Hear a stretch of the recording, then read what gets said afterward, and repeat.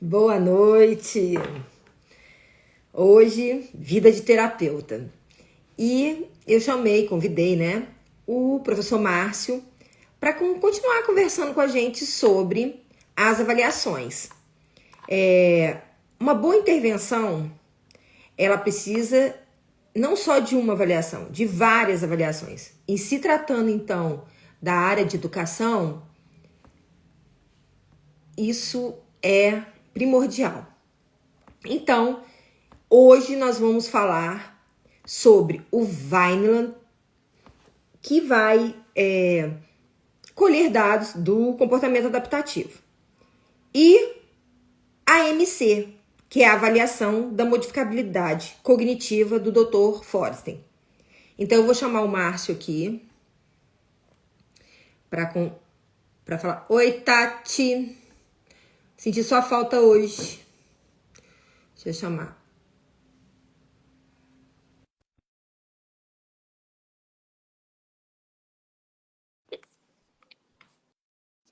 Doida para passar essa parte para apresentar para vocês a parte da BNCC e dos pré-requisitos. Oi, Márcio. Boa noite. Boa noite. Então, hoje a gente vai fazer meio que aula particular, né? Por quê? Porque muitas pessoas querem saber em que idade meu filho está? E falam de idade mental, de defasagem. Ai, meu filho não tá na idade mental de singular. Eu quero que você explique isso pra gente pelo Weiner.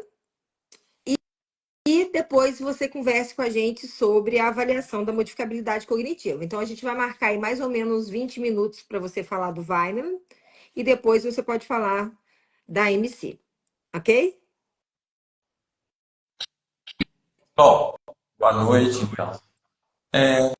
Quando a Kelly traz a questão de você como pai, ou até como professor, ou como terapeuta, saber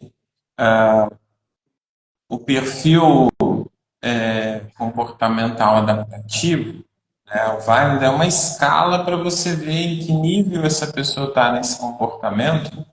É importante entender o seguinte: essa escala foi montada como uma média internacional de que numa determinada faixa etária você teria que ter uma determinada habilidade para fazer, né, se comportar em relação às coisas da vida.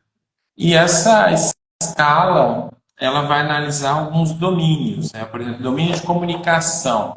Ela vai verificar como que é a comunicação receptiva ou compreensiva, o que, que essa pessoa entende quando alguém se comunica com ela.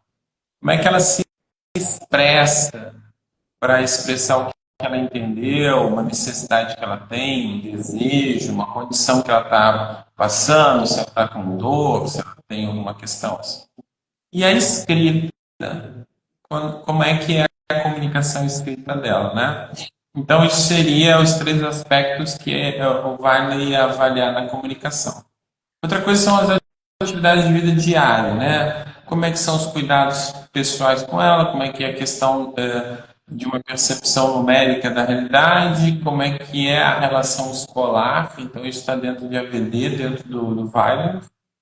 Na socialização, como é que são os relacionamentos interpessoais, como é que essa pessoa brinca e aproveita o lazer, como é que ela tem habilidade de enfrentamento, ou seja, lidar com coisas do dia a dia dela, frustração, tudo mais. Outra questão são as habilidades motoras. Então, assim, como é que é a habilidade grossa, como a habilidade fina, como é que ela se locomove, como é que ela agacha, como é que ela pega objetos, como é que ela usa as mãos, como é que ela lida com a questão orofacial para fala. Então, tudo isso está dentro das habilidades motoras, né?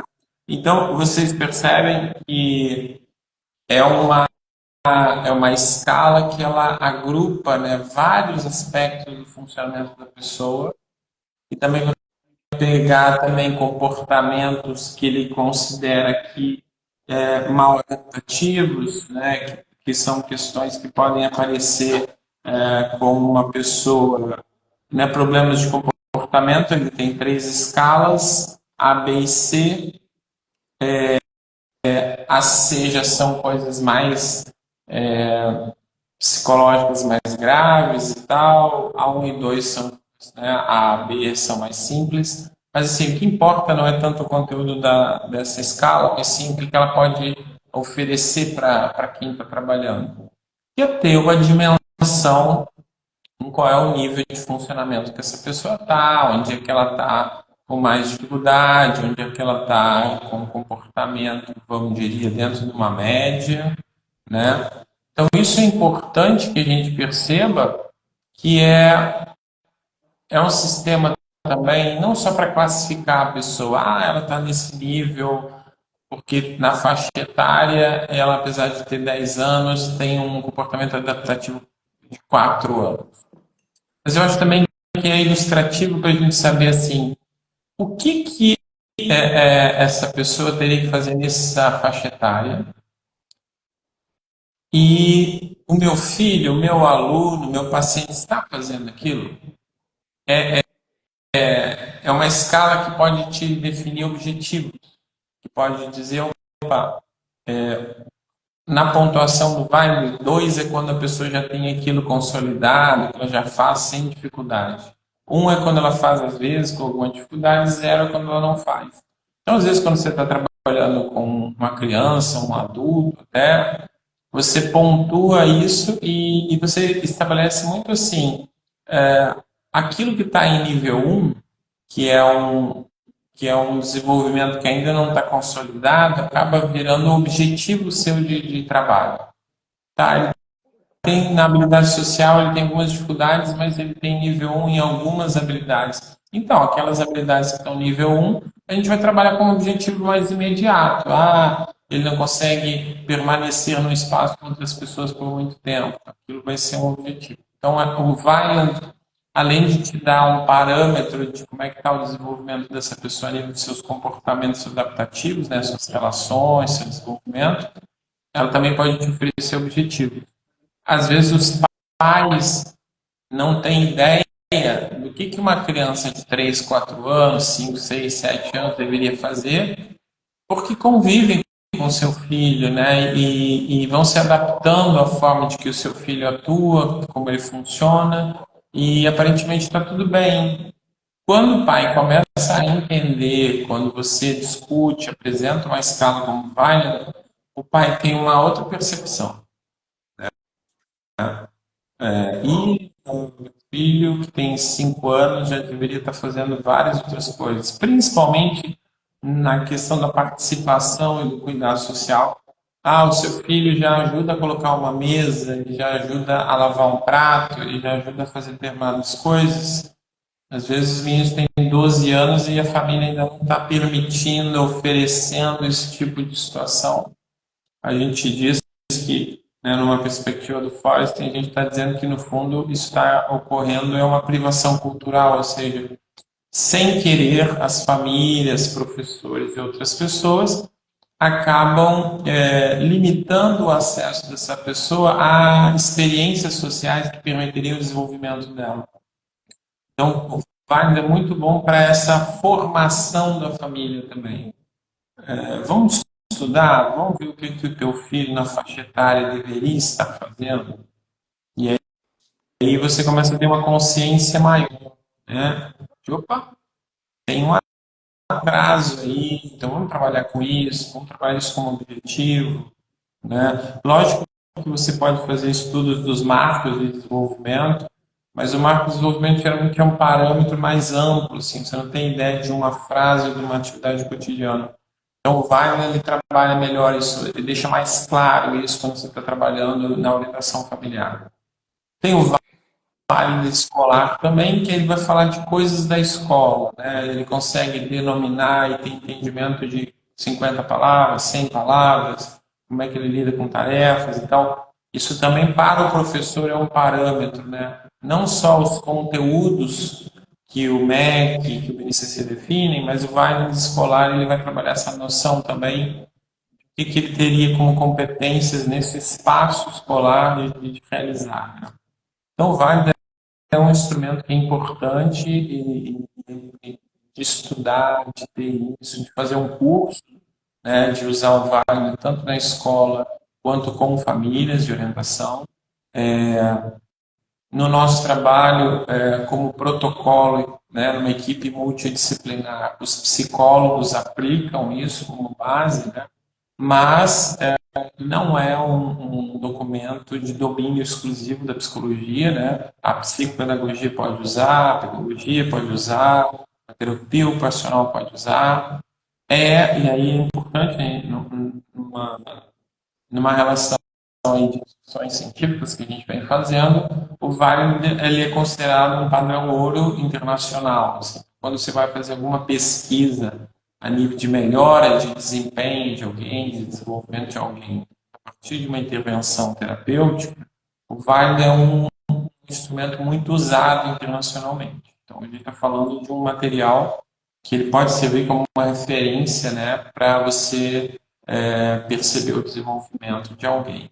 É um instrumento que tem que ser comprado, tá? Ele vem, inclusive, com código de barra, numerado, então não é uma coisa que a gente vai copiar, né? É uma coisa que a gente tem que comprar se você vai usar de uma forma profissional. É uma empresa que vende a Pearson, então isso é um instrumento que é importante que a gente use com critério, com seriedade, né? Mas assim, como aquele colocou, o grande objetivo de usar uma avaliação como essa é você descrever o funcionamento de alguém, principalmente em relação às faixas etárias. Então aí você começa a ter uma percepção, opa, meu filho nessas itens não está bem. Por que é importante usar isso com a família? Às vezes a família tem uma percepção que somos nós, terapeutas, que estamos definindo uma escala de desenvolvimento ou definindo objetivos para o filho, né? Quando você coloca um parâmetro como esse, que é um parâmetro que não é subjetivo, no sentido de que não é minha escolha elencar esses objetivos, mas é um padrão que se estudou internacionalmente, ele dá uma possibilidade da gente discutir a partir de uma referência científica, técnica. Né? Isso, às vezes, na conversa com os pais, é extremamente importante, para os pais terem consciência do, opa, meu filho teria que ter isso e não tem. Então, por que não tem? As condições dele têm afetado o desenvolvimento? Tá, como é que a gente pode desenvolver estratégias terapêuticas e familiares para melhorar esse desempenho dessa pessoa? Também oferece um parâmetro, né? Iniciamos o ano com essa pontuação no Finder nessa parte de comunicação, por exemplo, de entendimento das coisas.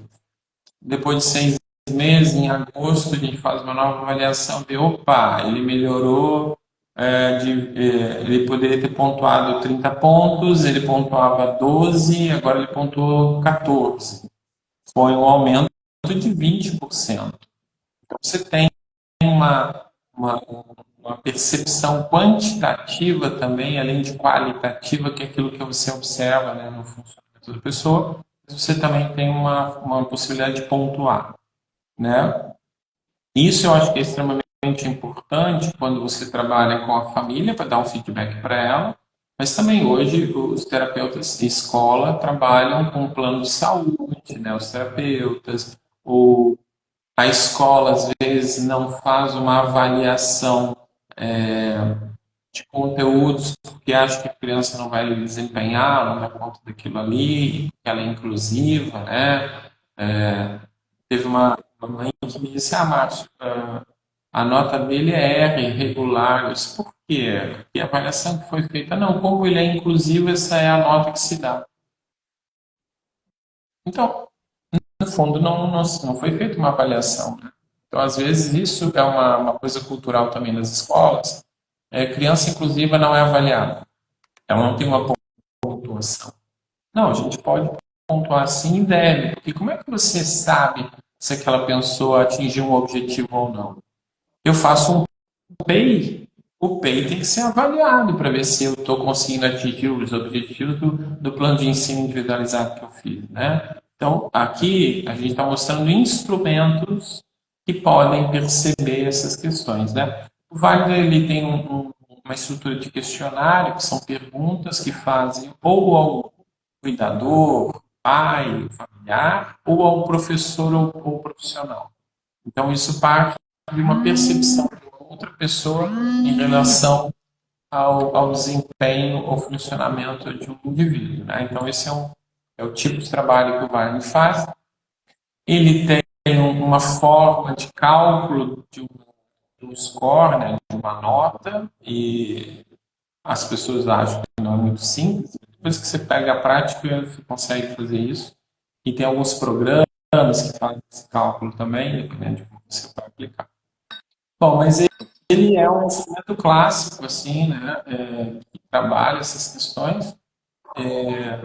Eu sei que é um assunto meio chato, né, não é assim, emocionante, Necessário.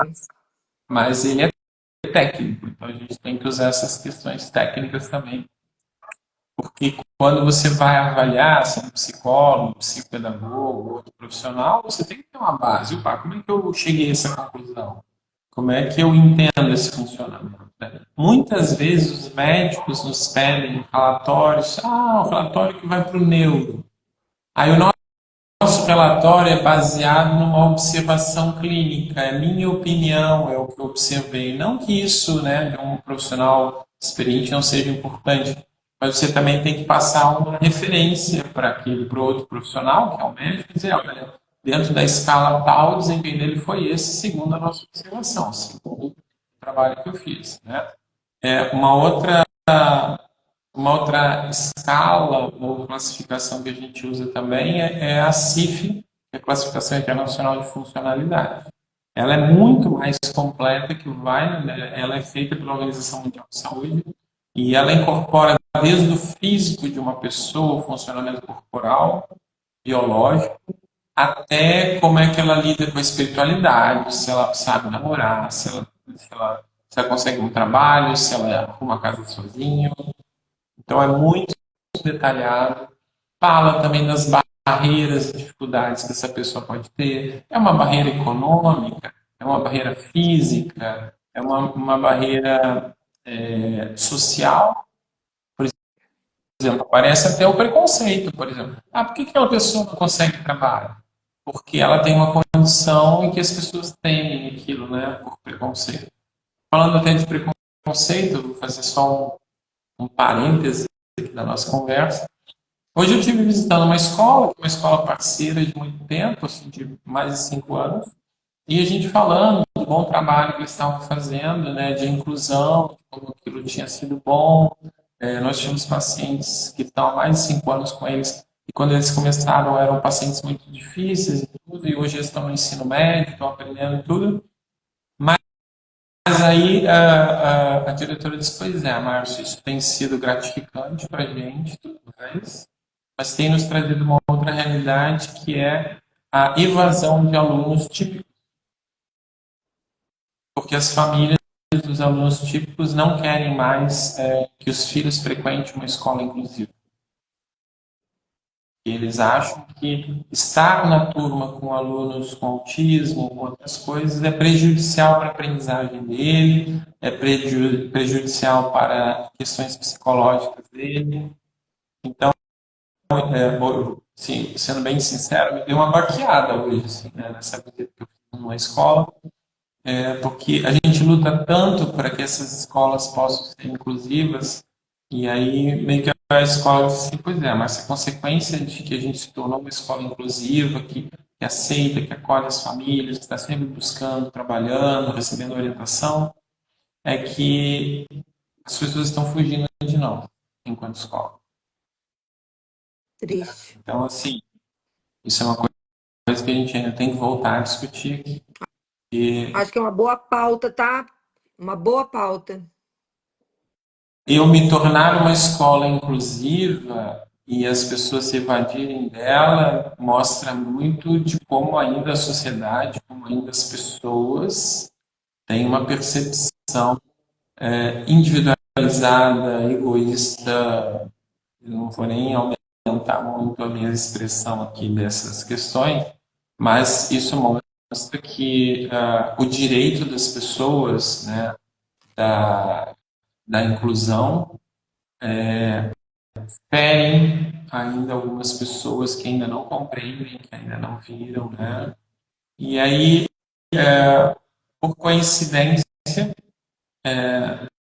surgiu na rede uma notícia de uma pessoa que tinha o seu filho típico e tal, que nunca tinha tido nenhum problema, e aí ele tem lá, com seus 6 7 anos, a criança passa por um processo com meningite, por exemplo, e essa criança se torna uma criança inclusiva, né, uma criança atípica por uma condição assim, e aí esse pai faz um depoimento sobre isso, dizendo que quando o seu filho não tinha problema nenhum, ele enxergava as outras crianças com problemas como alguém que era um estorvo, que atrapalhava o desenvolvimento da turma, e que, né? E aí quando aquilo aconteceu com ele, não é poucos, não são poucos os depoimentos das pessoas que dizem, enquanto o autismo não tinha batido na nossa porta, a gente não dava muita bola para isso, a gente quase não tinha, não queria saber, a gente tinha uma percepção um pouco afastada, mas aí quando o meu sobrinho nasce e depois desenvolve, né, apresenta um comportamento autístico, ou dentro do espectro, se a gente quiser falar melhor, a gente começa a entender que aquilo ali era uma coisa que a gente, como sociedade, como ser humano, deveria acolher, entender, dar suporte. Então, sim, isso são coisas que no nosso trabalho, no dia a dia, a gente tem que se preocupar. Eu, sinceramente, a gente teria que dar destaque a essas escolas que Márcio, são inclusivas em mas todos a os gente tem gêneros, né? muita dificuldade, né? Olha aí, a gente está disponibilizando conteúdo todos os dias, né? Hoje é uma live muito importante, tanto para os pais quanto para os profissionais. Enquanto pai, eu vou aprender o que o meu filho precisa para ser avaliado. Porque o pai é que direciona um plano terapêutico. Um pai precisa entender muito do plano terapêutico do filho dele. E como é que eu vou saber se o plano terapêutico que estão fazendo para o meu filho é o que ele precisa se eu não conheço os instrumentos, se eu não conheço como é a avaliação, como é que se traça? Porque a briga hoje da maior parte dos meus pais é para um PEI na escola. É, aí, Kelly, eu acho que é importante, assim, eu comparo sempre, quando eu estou trabalhando com finance para as famílias, o seguinte, é mais ou menos você saber o conteúdo que vai cair na prova. Os pais típicos, eles sabem o que vai cair na prova de matemática, ele leva para explicador e trabalha, trabalha, trabalha aquilo até que a criança consiga uma boa nota na prova de matemática, né? Os pais atípicos, eles não estudam o que vai cair na prova de avaliação do funcionamento dos seus filhos, né? Não é para pagar esse explicador e ficar enlouquecido, mas assim, peraí, o que é que eu tenho que desenvolver no meu filho? Como que isso se dá? Que estratégia eu posso ter no meu dia a dia, na minha relação, que possa fazer isso, né? É muito isso o conteúdo do curso para pais que a gente abriu, né? Que estão com inscrições. Não aqui querendo vender a ideia do curso, mas não é nada disso. Mas assim, a gente tem que formar os pais têm que ter informação sobre o desenvolvimento do seu filho e estratégias para desenvolvê-los em casa. A gente tem discutido em todas as palestras, cursos que a gente dá aqui, os pais têm uma carga horária para dar intensidade ao trabalho com os seus filhos, que sempre vai ser maior que a clínica, sempre vai ser maior que a escola. Mas, às vezes, o pai, por achar que é difícil ou está muito sobrecarregado, ele terceiriza, que a gente chama. E também eu culpo, eu sei que o termo culpa é muito forte, mas eu culpo uma cultura, tanto acadêmica quanto clínica. Se passou por muito tempo dizendo o pai não é competente para ensinar, o pai não é competente para tratar, o pai não pode ser terapeuta, o pai não pode ser professor. E aí os pais, tá bom, eu não posso fazer nada, eu vou ser um pai aqui passivo, que paga, que leva na escola. Pai que leva, né? Pai sacola, É o leva, deixa, pai, pega, entrega. né? Então isso é importante que a gente tenha que perceber assim.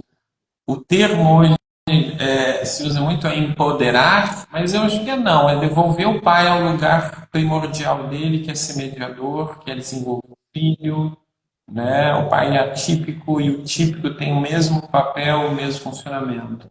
O pai típico que não sabe fazer o desenvolvimento do seu filho acaba causando dificuldades e atrasos também para o desenvolvimento do seu filho, né? O atípico, ele já tem que aprender a lidar com aquele perfil de funcionamento individualizado que a pessoa tem, né? Por várias questões.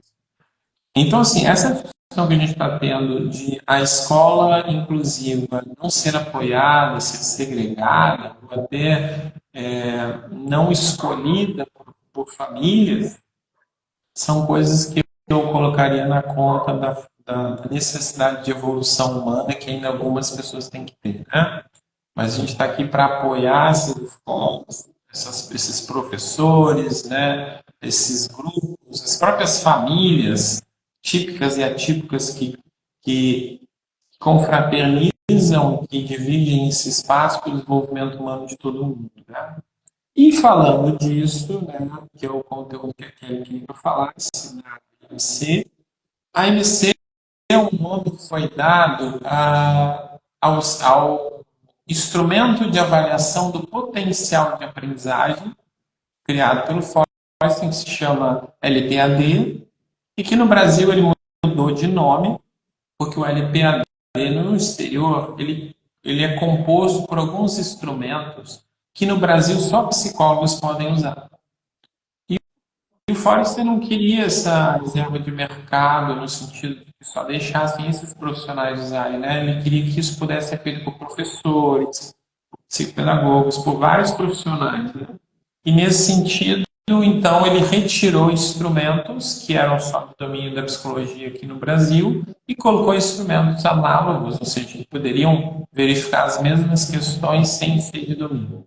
Então, ele criou um instrumento de avaliação adaptado à realidade brasileira para ver o que? O potencial de aprendizagem daquela pessoa. Como que ela aprende? Quantas vezes eu tenho que repetir um processo de ensino para que ela aprenda? E aí eu vou ver assim, opa, essa pessoa, em 10 repetições, ela conseguiu internalizar uma ideia e a partir dali ela trabalhar melhor. Não, essa aqui precisou 30 vezes. Então você está vendo um grau aí de investimento da mediação, né? Eu posso ter um investimento baixo e ter bons resultados, ou eu tenho que fazer muito investimento para conseguir coisas pequenas. Então você está medindo esse processo para saber o quanto eu tenho que investir de tempo, intensidade. Porque às vezes você recebe uma criança que tem uma psicopedagogia para você organizar todo o processo cognitivo dela, de aprendizagem, de funcionamento, e uma outra especialidade recebe 5 ou 6. Né? Então, assim, o que acontece? Com a avaliação da MC, você consegue determinar a intensidade que você precisa fazer de estímulos para aquela pessoa desempenhar, qual é a proximidade dessa intervenção. Né? A gente usa um termo que é mediação zero, quando você precisa dar suporte físico àquela pessoa, corporal, para que ela consiga fazer algo. E ou posso fazer uma mediação mais distante, que é criar um princípio de pensamento e com aquele princípio, por exemplo, ela já consegue comparar, fazer os processos e resolver problemas. Uma outra questão que vai ser trabalhado muito é a avaliação MST, ela é mediada. O que acontece? Isso é muito diferente das avaliações neuropsicológicas e as tradicionais. Por quê? Durante a avaliação, o aplicador da avaliação ele medeia, ele ensina aquela competência que a atividade está avaliando. E você intervém justamente nas dificuldades que a pessoa tem, o que ela não entendeu. Você olha, percebe aqui, você usou essa estratégia, você analisou aquela situação. Por quê? Porque é uma avaliação que quer saber o seguinte: com a ação do mediador, ele melhora de desempenho? É isso que a você quer medir. Ela não mede desenvolvimento real, isolado. Por exemplo, às vezes eu já fiz avaliações neuropsicológicas que o teste dizia não tem ajuda. E até foi com uma colega, né, a gente aplicou em dupla, e essa colega disse, Márcio, ele ficou irritado com a avaliação? Não, ele está frustrado que tem dois adultos com ele e nenhum ajudou ele a resolver o problema. Então, quando aquela pessoa está resolvendo um problema, que é o teste em si, e ela suplica para você, ela pede o seu auxílio, na MC você vai auxiliar. Isso muda muito a dinâmica da avaliação, porque ele se sente parceiro seu. O Ele sentimento sente que são de você. competência também aumenta muito, né, Márcio? Sentimento de competência, porque você começa a ter intencionalidade e reciprocidade. Então, a pessoa, durante uma avaliação, isso não é aplicado só para pessoas atípicas, tá? Isso é aplicado com adultos, com pessoas que têm um bom desempenho, com idosos, porque você quer ver o nível de engajamento e melhora no desempenho daquela pessoa quando você dá suporte a ela, quando você orienta, quando você explica. Você também consegue fazer um perfil cognitivo, né? É que, assim, o Forrester e outros profissionais da área da psicologia cognitiva dividem nosso processo de pensamento de forma mais pedagógica, vamos chamar assim, em entrada, elaboração e saída, que é o processo de processar uma informação, lidar com o problema, enfim, com a realidade. Então, a gente vai caracterizar, opa, como é que é o processo de acolhimento da informação, de obtenção da informação, que a gente chama de entrada? Como é que ele usa as funções cognitivas? Como é que ele lida com essa situação, né? Como é que é a elaboração dele? Como é que é a saída, que é a apresentação da informação que você concluiu? E ali você vai ver, bom, ele tem uma boa entrada, uma elaboração que está alterada, que não está muito boa. Em consequência, a saída dele também não vai ser boa. Isso te dá uma precisão maior em saber em que área, em que momento do funcionamento dele você pode intervir.